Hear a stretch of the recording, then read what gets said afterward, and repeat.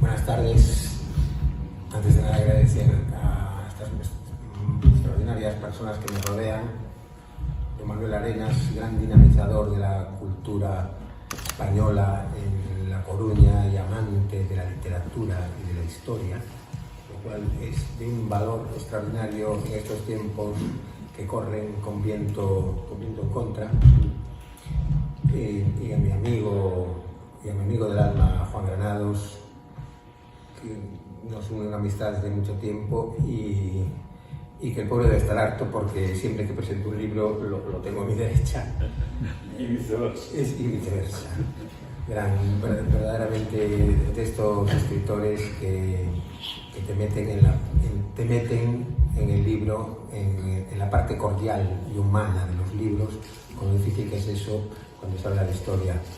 Yo no me he hecho amigo de Napoleón a mi pesar, por culpa tuya.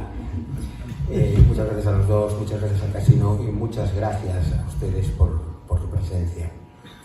Bueno, en realidad el asunto que tenemos entre manos parece una película de Netflix exagerada, porque por muchas expectativas que tengamos acerca de lo que ocurrió en el Pacífico Sur, la historia basada en documentos fidedignos e inapelables supera la ficción.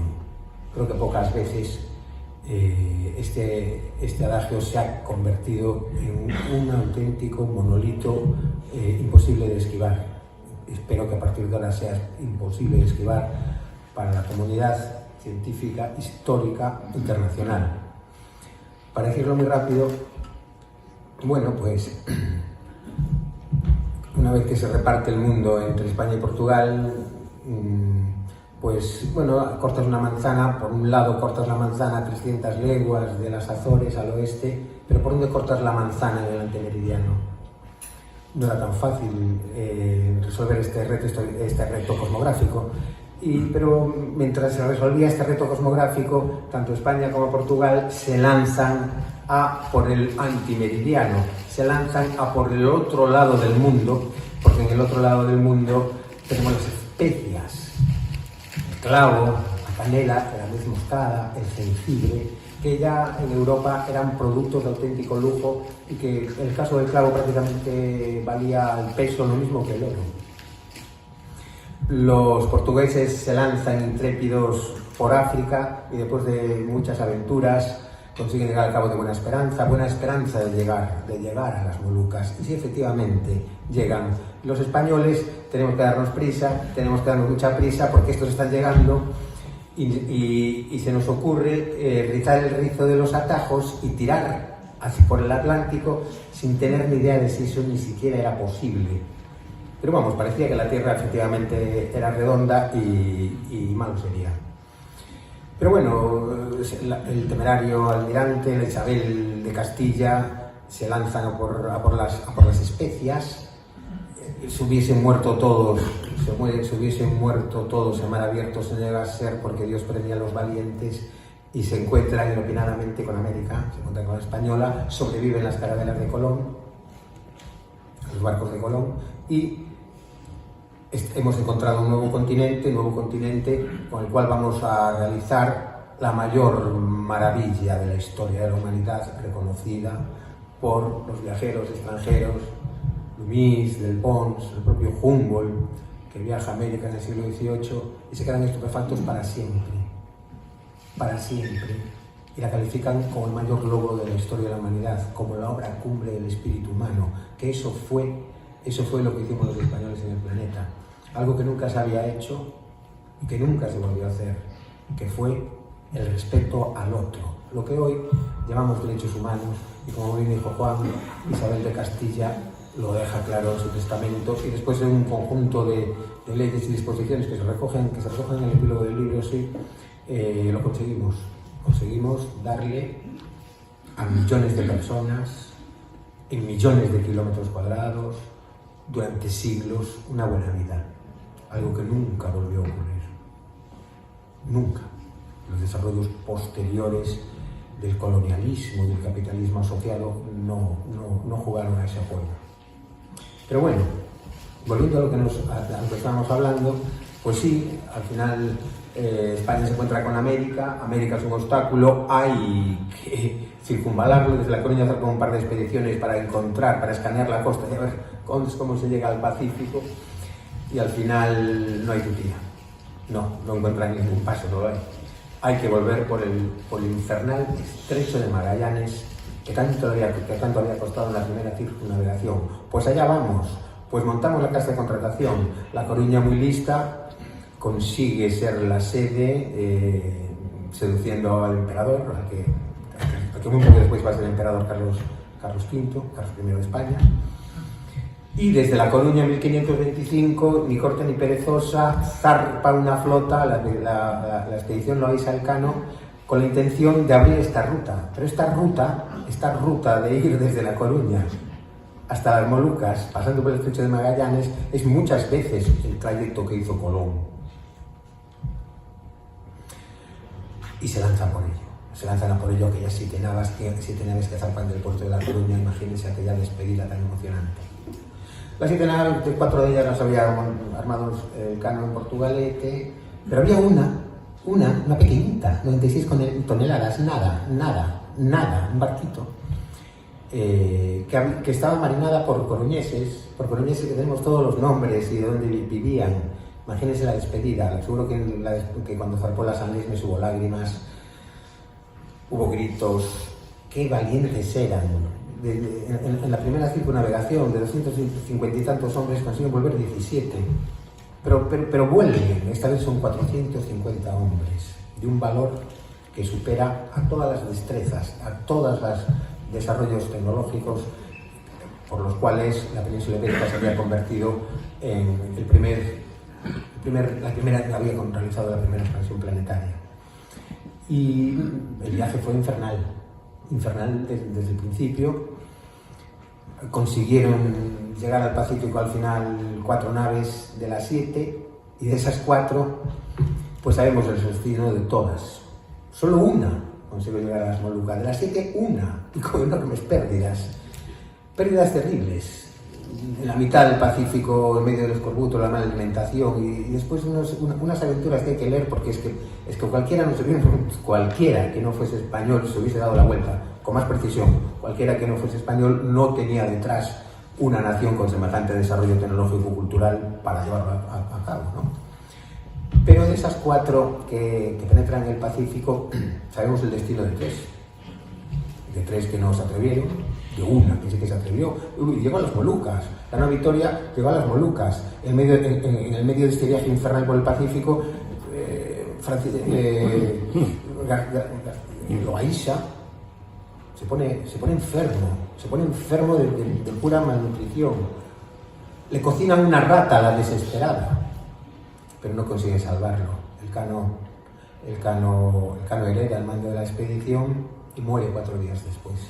Pero también había chavales mucho más resistentes, como el gran Urdaneta con sus 17 añitos, que consigue sobrevivir a semejante atrocidad, y aún al llegar allí se encuentran a los portugueses en las Molucas, que tenían un enfrentamiento mucho más fuerte, pero los españoles éramos muchísimo mejores para conseguir la empatía y las alianzas en aquella época, y esos 105 hombres que consiguen llegar a las Molucas, pues van a revolucionar las Molucas contra los portugueses, van a aplastar a los portugueses, van a liarse en una guerra tremenda.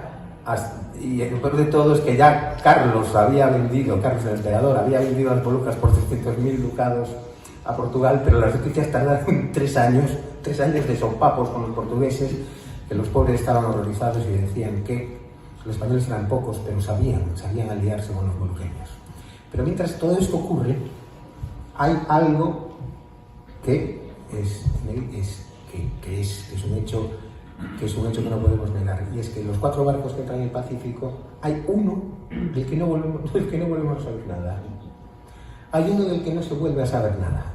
La carabela San Lesmes, que por cierto, la carabela San Lesmes, como bien dijo Juan, por problemas de vientos, para no empotrarse contra la costa como le ocurrió al Santi Spiritus, pues tiene que tirar para abajo, llega a los 55 de latitud sur y descubre el acabamiento de la Tierra. El acabamiento de la Tierra que será cartografiado y que ya en las primeras décadas del siglo XVII unos holandeses, aprovechando la cartografía española, aprovechando que ya se conocía cómo era la forma del Cono Sur, pues pasan por allí y le ponen el nombre de hornos a ese cabo. Ese cabo debería de llamarse Cabo Acabamiento. Y debería de llamarse Cabo Acabamiento, por lo menos entre nosotros, entre todos los que hablamos español. Y así se llamará. Espero que así se llamará. Por lo menos yo lo voy a llamar así. Después vienen unos años antes, bueno, el propio Drake llegó hasta allí, que ni siquiera pasó por el paso de Drake. Pero bueno, los ingleses y la propaganda es para escribir una enciclopedia. Porque verdaderamente hoy parece que es el paso de Drake y Drake ni siquiera pasó por ahí, pero además es que llevaba 2 pilotos españoles, sabía dónde estaba ese lugar, y un caso de piratería cartográfica. El caso de Drake fue el pirata de la reina, incluso a nivel cartográfico. Pero bueno, volviendo a nuestra cuestión, hay un barco del que no se sabe más. Pasan los siglos, por ahí no pasa nadie más. El gran Urdaneta se venga de la muerte del Cano, descubriendo el tornaviaje que desde las Filipinas hacia el norte, hacia la latitud de Japón, ya soplan vientos propicios. El gran Urdaneta abre el cerrojo del Pacífico y así se generará el galeón de Manila, la gran ruta comercial de la historia, y España alcanzará un éxito inigualable durante siglos. Por fin conseguirá que afluyan en viajes de ida y vuelta las mercancías del planeta, porque aquella gran globalización española incluía no solo las especias, no solo los productos de América, los productos de China, de Oriente, todo afluía a través de España, y así se generó la moneda, la divisa mundial de la época, el Real de A8, que fue la moneda de Estados Unidos, porque era la moneda seria, porque era la moneda estable. Y sí, los Estados Unidos, una vez que se independizan, gracias exclusivamente a la ayuda española, gracias a la ayuda española de Bernardo de Galvez en América y del Mar de Luis de Córdoba, desprecian la libra por su carácter inestable y no internacional, y adoptan el Real de A8, el taler, el dólar. El dólar es una moneda española. Pero hasta 1857 era el Real de A8 la moneda. Después el dólar, con su S y 2 palitos, numismática española, lo es. Pero no lo es visto. Volvemos a nuestra carabela. Los navegantes que durante el 18 volvieron al Pacífico Sur, como muy bien dijo Juan, se quedaron estupefactos de encontrar una población totalmente distinta en el Pacífico Sur, en la Gran Polinesia, pero desde la isla de Pascua hasta Nueva Zelanda se encuentran personas totalmente distintas al resto. Y ya la idea de que un barco español tuvo que naufragar allí rondó las mentes de franceses y de ingleses. En ese momento, muy poco tiempo después del descubrimiento por Wallis de Tahití, ya en España manda una gran expedición, porque todo aquello era el lago español y querían saber hasta qué punto había penetración extranjera en los territorios españoles. Así se inicia la última época de las grandes expediciones españolas al Pacífico Sur, la expedición de Bonechea y otras, y efectivamente llegan allí, pero los españoles llegamos a la española. No tiene nada que ver con cómo llegaron holandeses, franceses, ingleses. Estas otras potencias llegaron sin práctica de interaccionar con indígenas, los trataron a cañonazos de metralla. Gente que venía con palos y con piedras. Llegaban los españoles, además es muy interesante porque llegaban los españoles a Tahití muy poco después que se fuese Cook, y volvimos a unos cuantos tahitianos que quisieron irse a Lima, llegaron a Lima. En Lima se quedaron completamente estupefactos. Es como si nosotros cogiésemos el túnel del tiempo y nos fuésemos al siglo XXIV. Llegaron a Lima y vieron casas que andaban arrastradas por caballos. Descubrieron la rueda, descubrieron la cerámica, descubrieron los metales, incluso fuegos artificiales que el virrey preparó. Los tahitianos querían irse todos a vivir a Lima.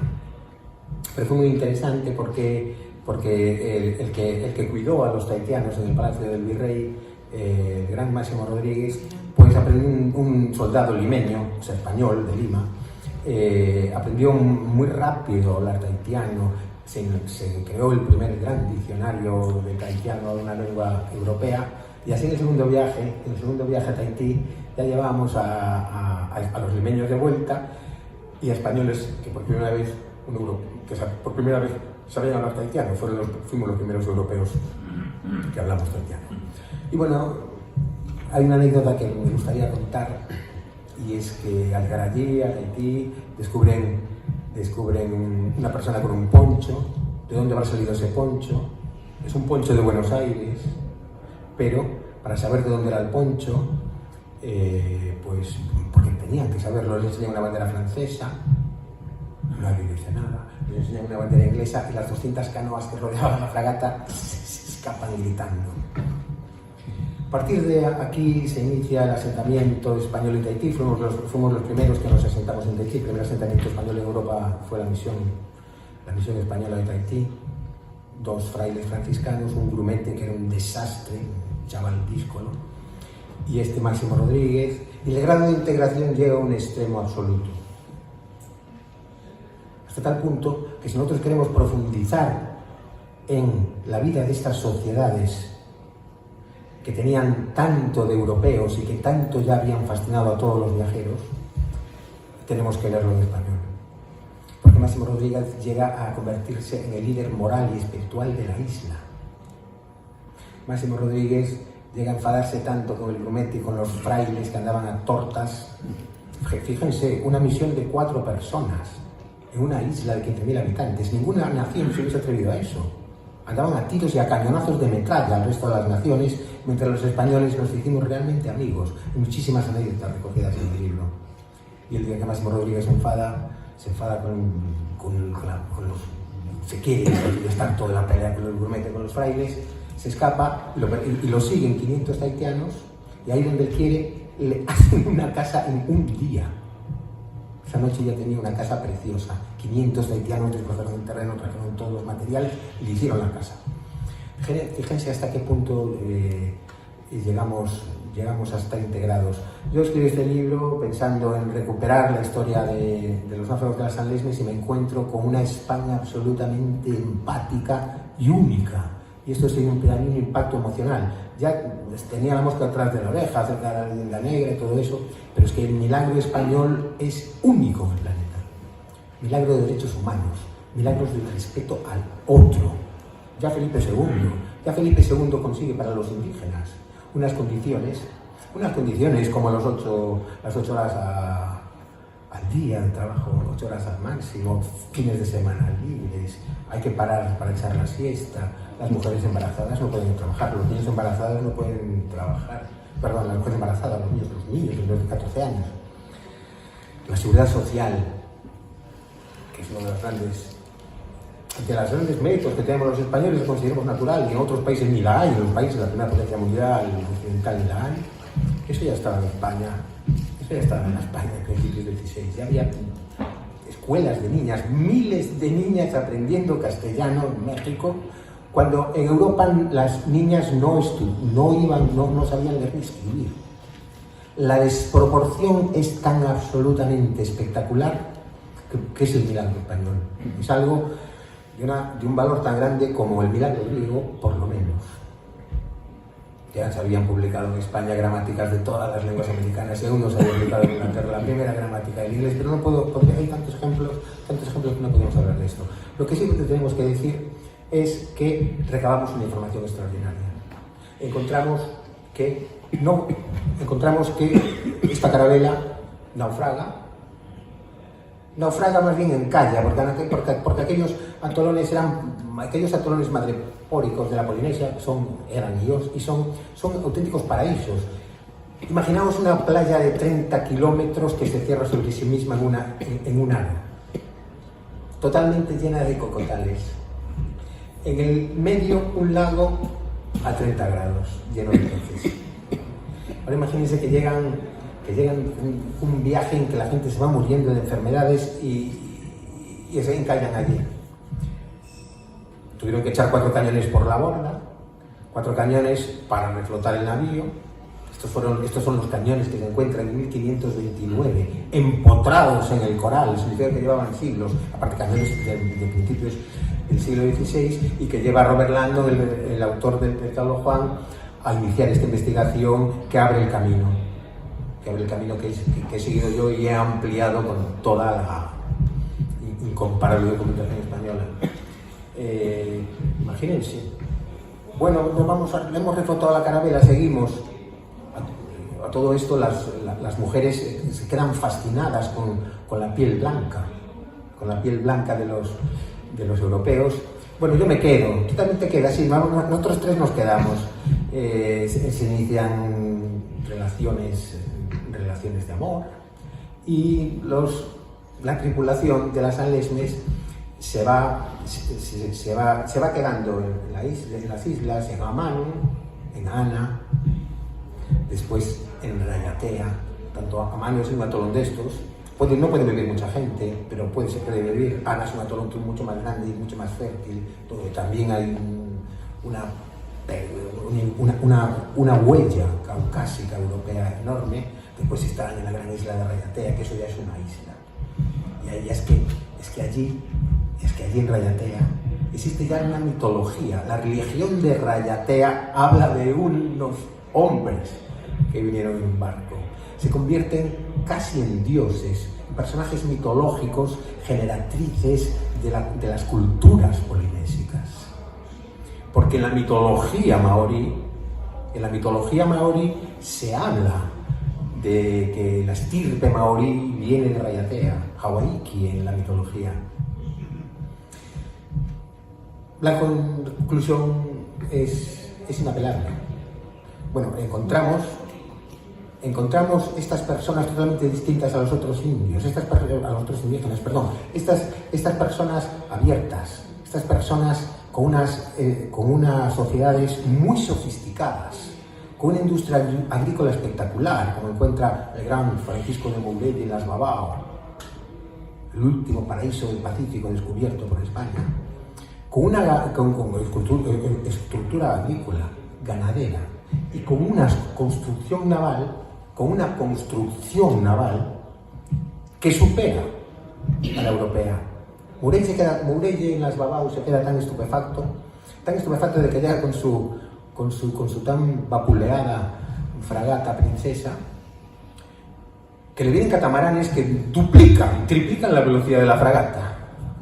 Mourelle se queda, el marino que había estudiado en la escuela de pilotos de Ferrol, el marino de Corne, se queda tan estupefacto que le pide al carpintero que haga un catamarán, lo que hoy llamamos un catamarán. Con toda la jarcia lo hace el carpintero, lo mira, porque la jarcia era tan sofisticada como la de la nau Victoria que vimos estos días aquí, como la del galeón que vimos estos días aquí, con réplicas. Ya se había quedado estupefacto los ingleses, ya se habían quedado estupefactos los franceses, y no habían aún descubierto las Babao, cuidado.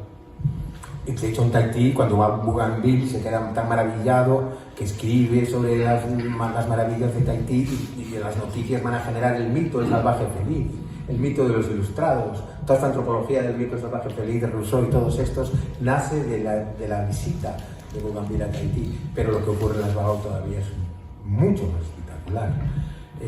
Una vez que el carpintero de la fragata le ha hecho a Mourelle el barco, Mourelle analiza el barco y dice: los barcos, si alguien un día quiere hacer una máquina que realmente tenga violencia sobre el mar, que tenga velocidad sobre el mar, tendrán que ser barcos de doble casco.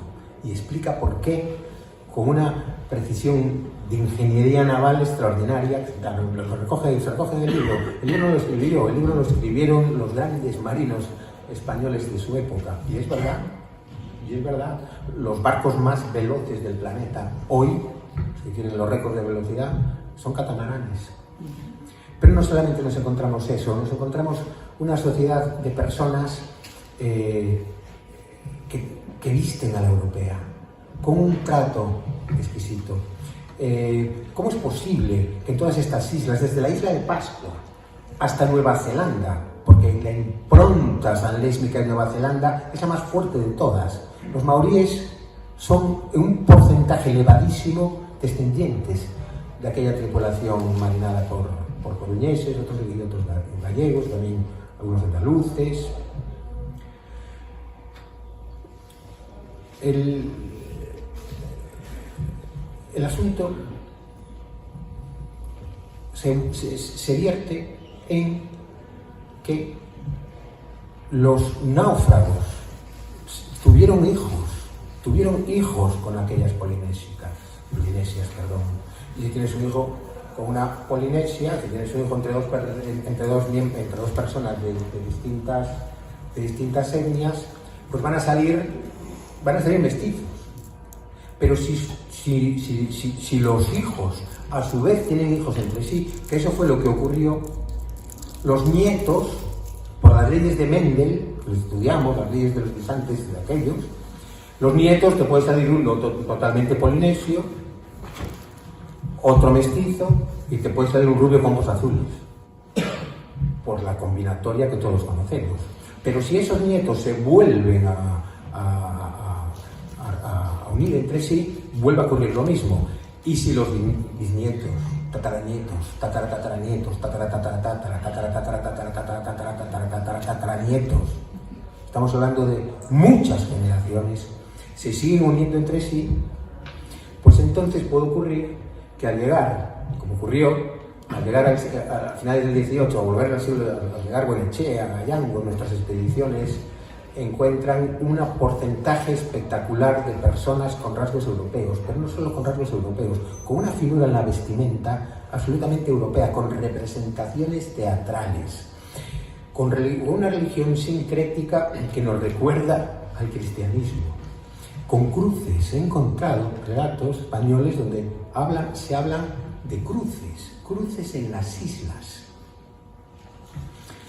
Eran personas festeras, tremendamente glotonas. Estaban todo el día de fiesta en fiesta. Yo también lo estaría, en un lugar en el cual la naturaleza era enormemente propicia. Eran personas que no tenían, o sea, que estaban viviendo en el trópico, pero en lugares absolutamente paradisíacos. Se alimentaban de pescado, de cocos y de otros animales que había allí. Algunos de ellos sospechosamente europeos también. Y esto se produce desde la isla de Pascua hasta Nueva Zelanda. El caso de los maoríes es especialmente espectacular, porque sabemos dónde llegó aquella carabela que se convierte en un barco mitológico. Sabemos dónde llegó. Hay relatos mitológicos maoríes de cómo la carabela se convirtió en piedra y aquellos hombres blancos desembarcan, pero aquellos hombres blancos que son dioses. En Tahití llegaron los tahitianos a desear con tanta intensidad ser españoles, que le regalaron a Máximo Rodríguez un objeto único, que es el humete de Dolerita, que se conserva hoy en el Museo de Antropología de Madrid. Un humete, una enorme cunca alargada, hecha de piedra tallada. Solo se puede hacer con metal. Pero allí no había metal. ¿Quién hizo el humete? ¿Con qué metal se hizo el humete? Ya hace más de un siglo, Walton Corney habló de que ese hierro tenía que venir de un barco de otros tiempos. Y efectivamente, tenemos en Madrid una prueba inapelable de que no solo del amor que sintieron los tahitianos, igual que sintieron todos los pueblos de Mesoamérica cuando llegó Hernán Cortés y se cogieron a sus jugones para que les ayudase contra los aztecas, que los estaban llevando a la extinción, porque los aztecas, como sabemos, se alimentaban de carne humana. Pues de igual manera que Malinche y los chacaltecas, los toltecas, etcétera, se agarraron a los pies de Hernán Cortés para que les ayudase, estos también querían pertenecer a España, sobre todo ya habían visto otros barcos de otras naciones, Y el Elumete es una prueba inapelable de esa creencia. Robert Landon publica su maravillosa de los Caravelle Restored. Al principio es acogido con curiosidad, pero muy pronto el paradigma anglosajón del primer descubrimiento del Pacífico Sur, de Nueva Zelanda y de Australia por los británicos, se pone en funcionamiento y Robert Landon desaparece del mapa. Incluso han cambiado las teorías migratorias, lo cual es absolutamente disparatado, porque están muy bien asentadas, con lingüística comparada y otras maneras de hacerlo. Han cambiado, incluso intentado cambiar las teorías de las corrientes migratorias para intentar dificultar la hipótesis de Robert Landon, porque en realidad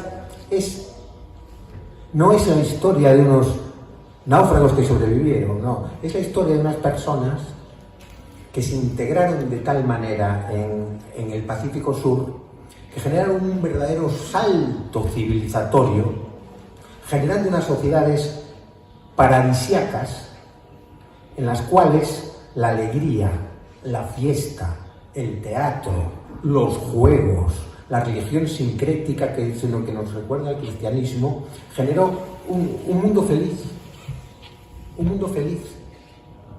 En Tahití aún había sacrificios humanos, pero en el Babau no.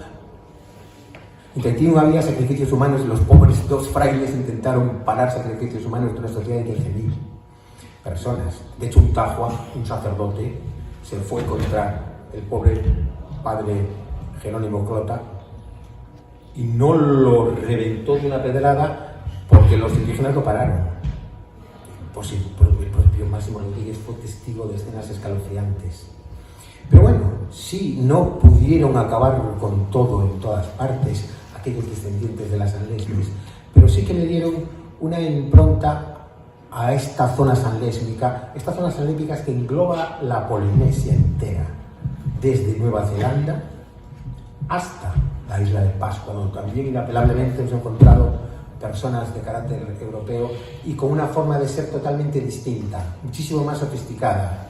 No conocían la rueda, no conocían la cerámica, no conocían los metales, porque los metales de la Sanlesme acabaron desintegrándose. Después de hacer el cuenco, el humete sagrado de Tahití, después de hacer el corotangi, que también aparece en el libro, un pájaro sagrado maorí, después de hacer eso se acabaron de desintegrar totalmente los metales de las Sanlesmes. Pero sin embargo, las azuelas de carpintería eran idénticas, pero ya en vez de poner metal se ponían conchas duras. Los barcos eran muy parecidos, las amuras, la jarcia, etc. Un montón de rasgos culturales que nos llevan inapelablemente a la conclusión de que efectivamente aquellos que zarparon de La Coruña el 24 de julio de 1525 pretendiendo llegar a las Molucas y abrir y conseguir riqueza para volver a La Coruña y vivir bien con su familia, aquellos se quedaron a vivir allí. Sus descendientes se emparejaron entre sí, generaron dinastías hispano-polinesias en muchísimas islas que eran absolutamente visibles a finales del siglo XVIII y esto se convierte en el ejemplo paradigmático de supervivencia y expansión de un grupo aislado humano. Se convierte en ejemplo paradigmático de un empuje civilizatorio que fue asimétrico. Fue asimétrico porque de la misma manera que en su forma de vivir, en su forma de construir, en su forma de ser feliz, en su forma de hacer fiestas, en su forma de hacer música, en su forma, etc., tuvieron un enorme empuje civilizatorio. En otras cosas no porque no había materias primas.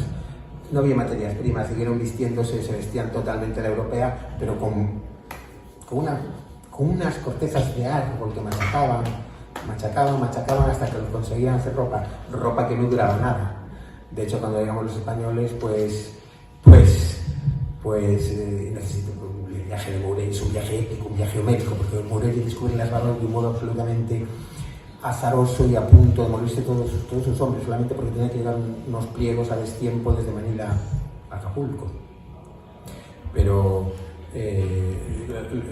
lo que descubrimos es una expansión tal que podemos decir sin lugar a dudas que hay millones, muchos millones de personas descendientes de las Sanlesmes. Hace medio milenio que zarpó las Sanlesmes y la progresión la progresión matemática de sus descendientes ha sido exponencial hasta hoy. Esto convierte esta aventura de nuestra carabela, que como a modo de ejemplo, Tarra Uparaja, el creador del baile, de la canción con baile, que después van a adoptarlo el equipo de rugby de Nueva Zelanda, Tarra Uparaja eran descendientes de las Sanlesmes, uno de estos que eran absolutamente caucásicos. Esto, lo que digo para acabar, convierte este episodio de las Sanlesmes verdaderamente en el viaje más épico de la historia, el viaje de unas personas que tuvieron que abrirse camino en las antípodas entre seres humanos a los cuales les separaban muchos siglos de evolución, consiguieron sobrevivir y elevar todas aquellas sociedades hasta hoy. Sí, el paradigma anglosajón no quiere saber nada de esto. Incluso no es difícil, si les digo Robert Langdon, a muchos de ustedes les sonará una película, creo. Qué casualidad más rara. Y no, porque así ya no lo pueden encontrar en internet a Robert Langdon, como no pongan Robert Adrian Langdon. Este paradigma anglosajón ha caído encima de esta teoría, ya que le cayó encima a Robert Langdon y su obra, pero ahora, con las evidencias encontradas por él, las nuevas evidencias que se aportan, se convierte en la mayor epopeya vivida por la humanidad. Se convierten en el viaje más épico de la historia. Muchas gracias.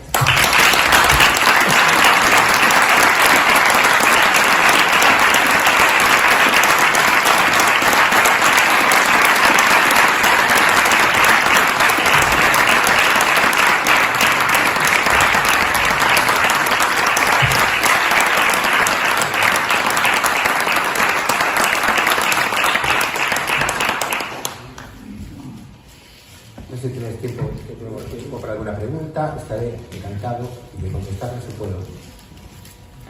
Yo quería preguntar, ¿está reconocida esta botella o estas raíces tanto en Haití como en Nueva Zelanda ahora? Hay héroes que están luchando porque se reconozca. Las huellas de las Sanlesmes en Nueva Zelanda son absolutamente imposibles de soslayar, imposibles de ocultar. El gran Winston Covey, un neozelandés que quiere conocer su historia, ha investigado este tema. Tenemos aquí a don Juan Piñeiro de un lado. Juan Piñeiro, gran conocedor de este tema, que trabajó en Nueva Zelanda, que es la gran persona que conoce la historia del Metrosidero, que me presentó a Winston Covey cuando vino aquí, y allí nos fuimos a Aranga, porque hay muchos topónimos en Nueva Zelanda que son gallegos, entre otros Aranga.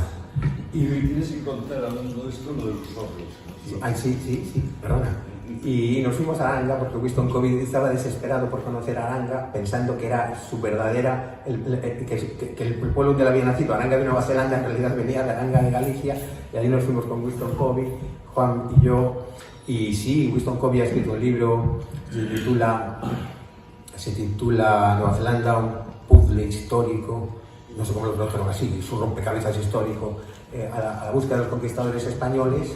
Y sí que hay personas que están luchando en Nueva Zelanda y en Australia contra este paradigma del descubrimiento del Pacífico Sur y después de Nueva Zelanda por los británicos. Pero en realidad Winston Covey denuncia como cosas increíbles. Por ejemplo, se encuentra un casco de mediados del siglo XVII en Australia. de mediados del siglo XVI, se encuentra un casco que sale del libro, que está en el Museo de Nueva Zelanda. Y el paradigma británico es tan a veces estrambótico que se ha llegado a decir que el casco formaba parte del lastre de un barco. Se ha llegado a decir que Winston Covey se ríe mucho de esto, también se ríe de esto Robert Landon.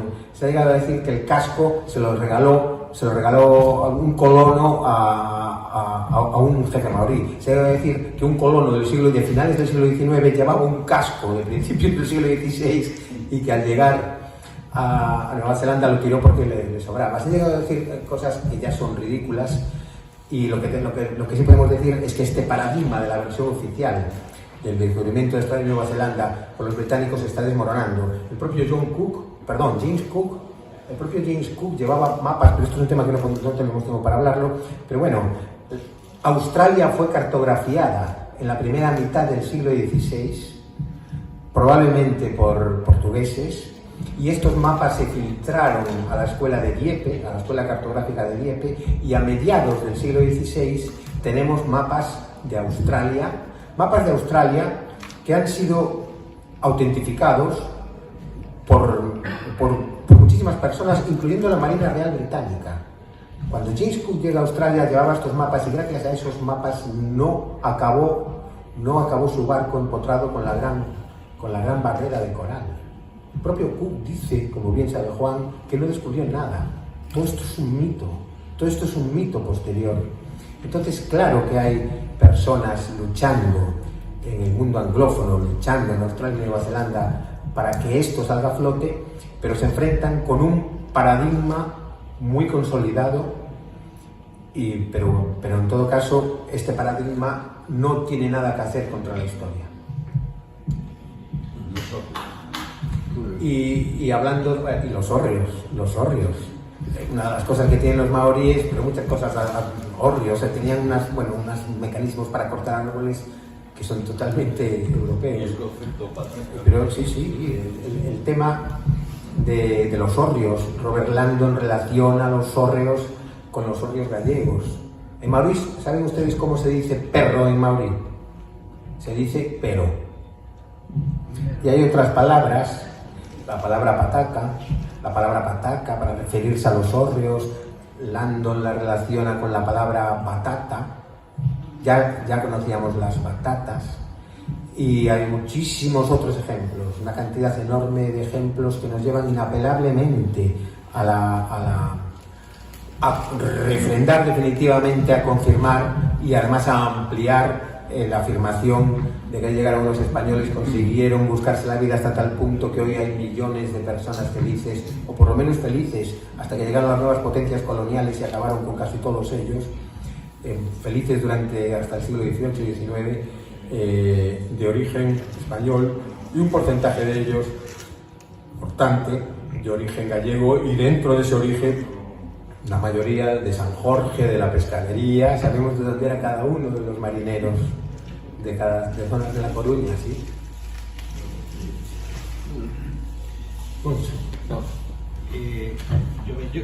Yo quisiera dar la idea que ya había expuesto también con el tema de la contraarmada, que lo que es una lástima es que, teniendo una historia tan bonita y tan universal, que no se plasme en una película hecha con dinero abundante. Entonces, si tenemos la historia, casi solamente nos falta dinero, que es lo de menos, ¿no? Sí, bueno, pues es decir, que yo no sé de alguna forma cómo se podría llevar esto a una película para que esto se haga, digamos, universal, en el sentido de que cale en la gente. Entonces, como cala la historia en la gente, es con una continuidad. Entonces, sería una lástima, o sea, es una lástima que esto no se pueda plasmar en películas. Claro, una serie, sí, lo cual, bueno, haría falta que desde luego que no estemos ingleses para que barran para su lado, ¿no? Es decir, yo no sé cómo se haría, pero yo creo que esto sería una buena, o sea, algo muy bueno para España, y más en los tiempos en que estamos, ¿no? O sea que, en fin, era una idea para el que sepa hacerlo, que lo haga, que no se piensa más. Sí, si nos enfrentamos a algo mucho más complejo hablando de este tema. Nos enfrentamos a algo mucho más complejo hablando de este tema, porque esta victoria del paradigma, que en el Pacífico lo vemos, ¿no? La victoria del paradigma británico, esto no es nada más que un tentáculo oceánico del paradigma antiespañol, la leyenda negra que ha generado el paradigma antiespañol. La potencia de la propaganda combinada durante siglos del norte de Europa ha conseguido hacernos creer lo contrario, pero lo contrario de un modo matemático de lo que realmente fuimos. Y entonces esto ha generado en España un trastorno psiquiátrico colectivo de enorme profundidad. De hecho, España ha acabado por introyectar este relato, España ha acabado por creerse culpable y, como un aberrante mecanismo de defensa, entona el mea culpa, generando películas y series en las cuales los españoles son los malos y crueles, precisamente como para entonar el mea culpa o redimirse. Estamos en un estadio muy avanzado de cómo la propaganda en España y en Hispanoamérica, o sea, en España, ha acabado por introyectarse y generar el efecto de que en este momento el país, quizá, que defiende la leyenda negra con más fuerza, sea la propia España. España no es capaz de hacer una película o una serie en lo que los españoles llamamos los buenos, pero es que fuimos los buenos de un modo diferencial y específico, de un modo absolutamente inenarrable. Y este paradigma es crucial para mantener el mundo simbólico y moral de las nuevas potencias coloniales y de sus colonias que después se convirtieron en países. Tenemos que empezar a pensar que lo que llamamos leyenda negra es un artilugio clave para muchísimos países, pero para nosotros ya no solamente es defender a España, sino que a nosotros, porque a nosotros nos tocó este momento empático en la historia de la humanidad, este momento en que nos expandimos, en que la humanidad se expandió respetando al otro. ¿Por qué nos tocó? Pues habría muchas razones. Es un momento expansivo muy anterior al colonialismo posterior de las potencias emergentes, que eso solo buscaba política y economía. En el nuestro todavía brillaba, por un lado, el espíritu religioso de considerar a todos los hombres hijos de Dios y hermanos, y también hay algo, pero no creo que la religión lo pueda explicar todo, no. Yo creo que hay un carácter empático específico de los españoles. Los españoles podemos guerrear salvajemente en grandes batallas, pero acabada la batalla, los prisioneros se convierten en hermanos. Los vencidos se convierten en hermanos y los ayudamos. Nosotros somos empáticos por naturaleza, y tenemos instituciones que lo garantizan, y prácticas como la donación de órganos, etc. Tenemos esa manera de ser. Yo le he dado muchas vueltas a esto a la cabeza y creo que tiene que ver nos llevaría mucho rato hablar de eso, pero existe el milagro español. Existe el milagro español y es necesario tenerlo oculto. Y en este momento han conseguido ocultarlo mediante la introducción en la memoria colectiva de España de un relato que da la vuelta a la tortilla y nos convierte en genocidas. Es absolutamente estrambótico, es fascinante que, por ejemplo, en lo que hoy es México, ¿no? y que fue Nueva España, el lugar más rico del mundo, más lujoso, donde se veía mejor, pero con mucha diferencia en el resto del planeta. Hoy, el 85% de la población tiene sangre amerindia, más, en mayor medida, y los especialistas extranjeros han llegado a decir, si hubiesen llegado otros no quedaría un solo indígena, pero hemos llegado al extremo cinematográfico de que estos están acusando a los españoles de genocidio. En Estados Unidos no hay nadie que pueda acusarlos de genocidio, pero aquellas películas de vaqueros que nosotros vimos, en la cual los buenos eran Custer y el séptimo de caballería, y los indios eran malos que cortaban las cabelleras, aquellos indios hablaban español, y las cabelleras las cortaban los blancos, porque cobraban $1 por cabellera, porque matar a un indio... por lo tanto, tenemos algo muy importante que hacer. Tampoco es tan imposible que los españoles despierten, Lo malo es que este paradigma se ha incardinado en las luchas internas ideológicas de España y de un modo absolutamente paradójico. El pensamiento de izquierdas, el maravilloso pensamiento de izquierdas, no ve que en realidad España, en su expansión, fue el país de izquierdas. Si tuviésemos que decirlo así, si es que la izquierda fuese, que no quiero yo decir cosas que cada uno piense lo que quiera, pero si la izquierda fuese la garante de esta lucha por la dignidad universal, entonces sabrían que el modelo expansivo español es nuestro modelo para el futuro, no a escala hispana, no a escala solo hispana, sino a escala universal. Defender a España en este momento es defender a la especie humana y su dignidad. Y acabar con la leyenda negra es crucial no solo para España, sino para acabar con otras prácticas que no defienden la dignidad universal. Lo conseguiremos, sí, lo conseguiremos. A ver si por fin hacemos una película en la que seamos los buenos, una serie, porque es que lo fuimos. Sin embargo, todo es verdad, la leyenda negra ha hecho un mal terrible en este país, a la conciencia social, a la conciencia incluso parte de la historiografía interiorizó este tipo de cosas, sobre todo en el ámbito político de la izquierda. Hay que recordar también que no todo viene por ahí, porque las élites políticas españolas, a partir del siglo XVII y siglo XVIII, realmente abandonaron ese espacio, ese lago español en el Pacífico, y terminamos, lamentablemente, vendiendo estas islas en 1899 a Alemania. Es decir, algo se debió haber hecho muy mal por parte de nuestras élites políticas de la monarquía hispánica cuando no fuimos capaces de mantener todo el conjunto que había abierto esta gente, y en el siglo XIX tuvimos que salir de aquella zona casi con vergüenza. Bueno, yo no puedo estar de acuerdo.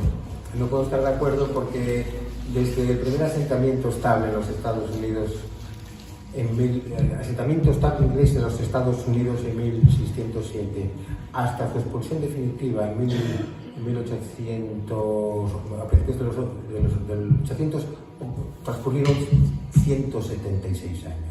Los británicos estuvieron 176 años. El galeón de Manila estuvo navegando por el Pacífico 250 años, desde antes de la llegada de los ingleses hasta después de la expulsión de los ingleses. El éxito histórico español fue abrumador, pero abrumador hasta un punto extremo, porque la historia tiene profundidad. La historia tiene profundidad y los siglos van uno detrás del otro. Es como si dijésemos que los pobres griegos no fueron nada porque al final llegaron los romanos y los conquistaron. Los romanos nada, entonces los romanos no fueron nada porque al final llegaron los bárbaros. No, los griegos fueron mucho, aunque después cayeron bajo la égida de Roma. Los romanos fueron mucho, aunque después cayeron bajo la égida de los bárbaros, o como queremos llamarlos. Y la presencia española fue la más longeva de todas las presencias, con mucha diferencia. Estás hablando cuando hablabas de la última venta de las Islas Palau. Sí, pero es que el Pacífico era un lago español, y sí que se consiguió. Se consiguió lo que querían. ¿Qué es lo que querían? Abrir el espacio de la especería. ¿Por qué no iban por el sur? Porque los vientos soplaban por el norte. Tenemos aquí a un eximio representante de la isla de Guam. La isla de Guam, las Marianas. Hay sí, mi querido Clark. Pregúntale a Clark cuántos siglos estuvimos los españoles en las Marianas. El éxito fue absoluto, inigualable. No nos olvidemos de que la historia tiene relieve, de que los siglos van uno detrás del otro y de que todos los siglos duran 100 años, todos.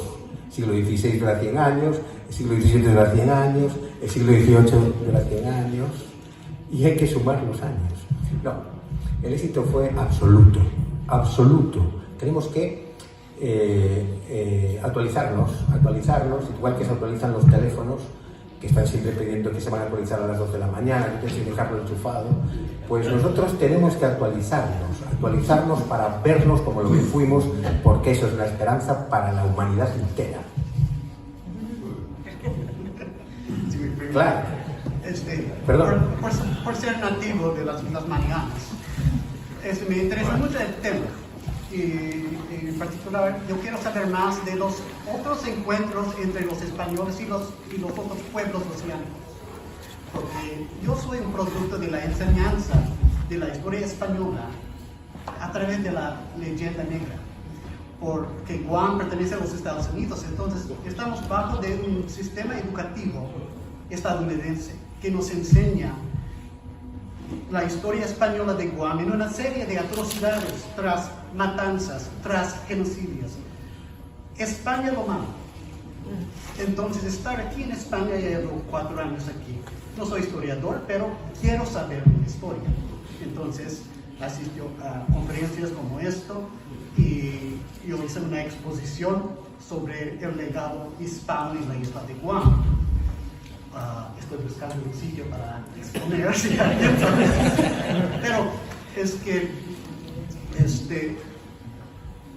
yo estaba perdido buscando mi identidad como chamorro, se llaman los nativos de Guam, chamorro. Somos un pueblo mestizo y el mestizaje es evidente en la cultura, la gastronomía, la lengua.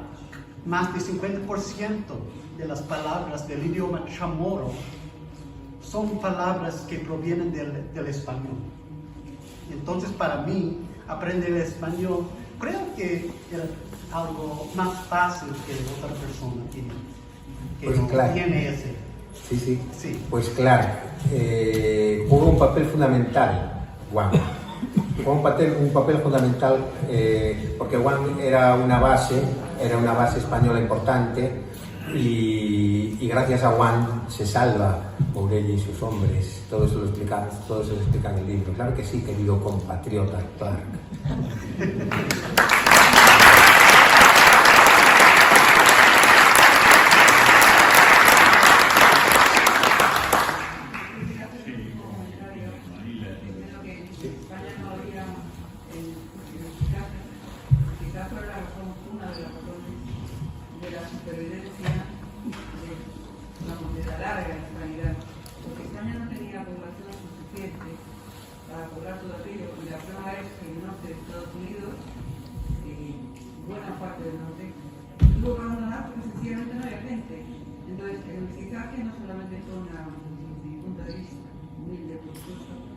No solamente fue una cuestión moral o de entender la vida de una manera u otra, sino también de una razón práctica.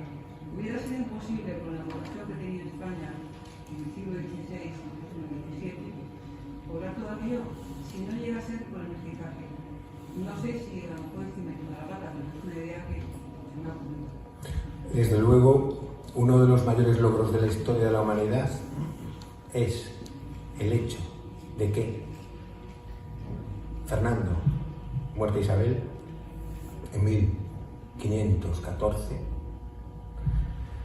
no solo legaliza los matrimonios entre españoles e indígenas, sino que incluso los potencia por el modo español de ser.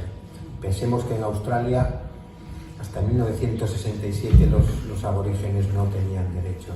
Por eso lo que el milagro español es tan absolutamente increíble como lo de Platón y Aristóteles. Sí, y bueno, enhorabuena por este movimiento. Yo era una obra fundamental, más conocido que es el obligatorio para los coruñeses.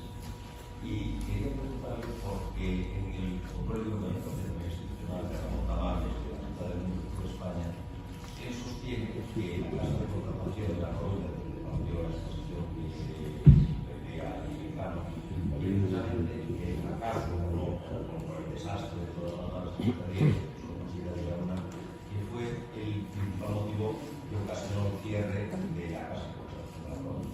Quería saber si usted comparte esta opinión. Sí, absolutamente. La Casa de Contratación de la Coruña, que nos hizo tanta ilusión, ya habíamos dado 800 ducados para hacer unas lonjas fundieron cañones en La Coruña en 1526. En 1526 se funden cañones en La Coruña para la expedición de Simón de Alcazaba, que hubiese sido la segunda expedición. Pero no era posible el viaje desde La Coruña a las Molucas. Si lo pones en línea recta das toda la vuelta al planeta. No, la única manera de hacerlo era con tres viajes.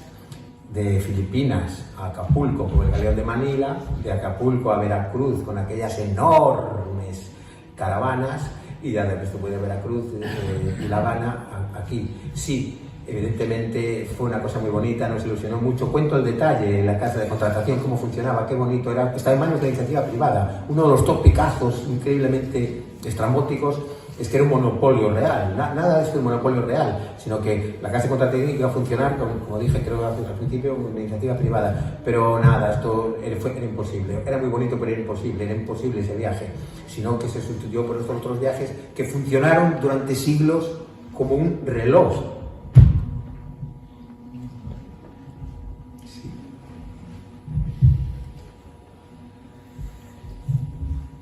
Sí.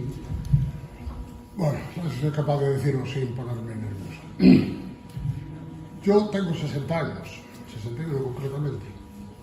Hace 5 años creía que a La Coruña había llegado un pirata y lo había rechazado una señora llamada María Pita. Y hasta hoy. Hace 5 años empiezo a enterarme, casualmente por unos dibujos animados de la nieta, que decía que María Pita había ido a protestar a Madrid. Yo me quedé a cuadros.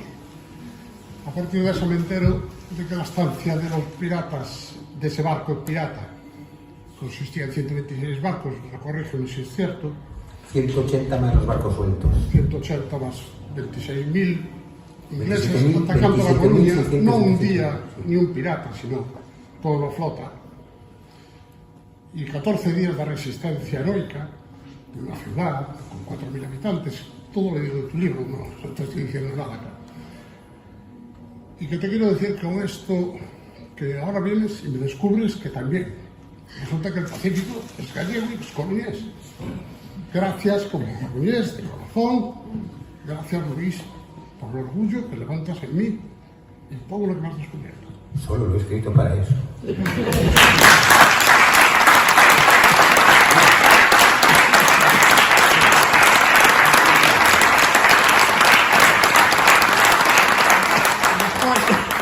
También quejarme de que la leyenda negra que hay sobre España, hay una leyenda transparente de cristal sobre La Coruña. Ni los propios coruñeses nos vamos a poner. No hay nada que celebre en La Coruña todo esto. No hay una calle dedicada a eso, no hay una calle dedicada a algún que otro, sí. Algún héroe de la resistencia tenemos alguna calle, sí. Pero faltan 4.000 personas más. Lo conseguiremos, querido amigo, querido conciudadano. Y por favor, si hay alguien aquí del ayuntamiento, por favor, este hombre merece el discurso de este año y del que viene, y la estatua y la plaza.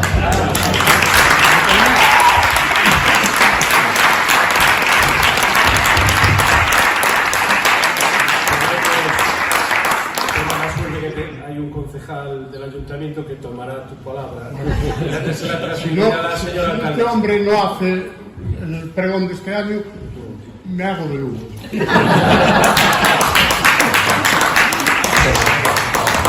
Y Arde Lujo, a ver cuándo celebramos Arde Coruña.